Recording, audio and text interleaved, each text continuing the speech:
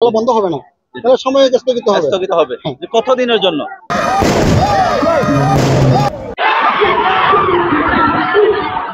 মক্কার বাড়ি night short pitch cricket tournament 2025 জমকালো আয়োজনের পর শিক্ষার্থীদের বার্ষিক পরীক্ষার কথা বিবেচনা করে সাময়িক সময়ের জন্য স্থগিত করা হয়েছে বলে জানিয়েছেন খেলা পরিচালক ও মাদ্রাসা যুব উন্নয়ন পরিষদের সম্মানিত ক্রীড়া সম্পাদক মোহাম্মদ রিয়াজউদ্দিন। বন্ধ হবে না, তাহলে সময় স্থগিত হবে। কতদিনের জন্য? কি জন্য খেলাটা আমরা আপাতত অফ রাখবো।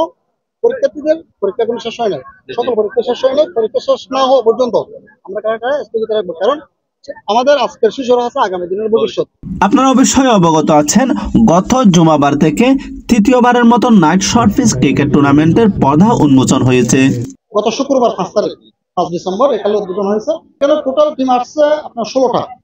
প্রথম রাউন্ডের খেলা শেষে কিছুদিনের জন্য স্থগিত করার ঘোষণা দেওয়া হয় মক্কার বাড়ি ইতিহাস গড়া night short pitch cricket tournament.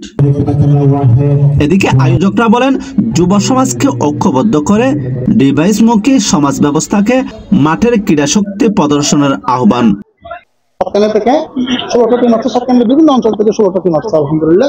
গতকাল আয়োজক কমিটিরা নিউজ চট্টগ্রাম টিভিকে বলেন, যুব সমাজকে ঐক্যবদ্ধ করে ডিভাইসমুখী সমাজ ব্যবস্থাকে মাঠের ক্রীড়া শক্তিতে রূপান্তরিত করা হবে। এতে করে মাদকমুক্ত সমাজ ব্যবস্থা গড়ে তোলা হবে, তরুণ প্রজন্ম পথ হারাবে না, সুন্দর বাংলাদেশ উপহার পাবে। এই খেলার মধ্য দিয়ে আপনারা যুব সমাজে কি মেসেজটা দিতে চাচ্ছেন, এটা যদি বলতেন।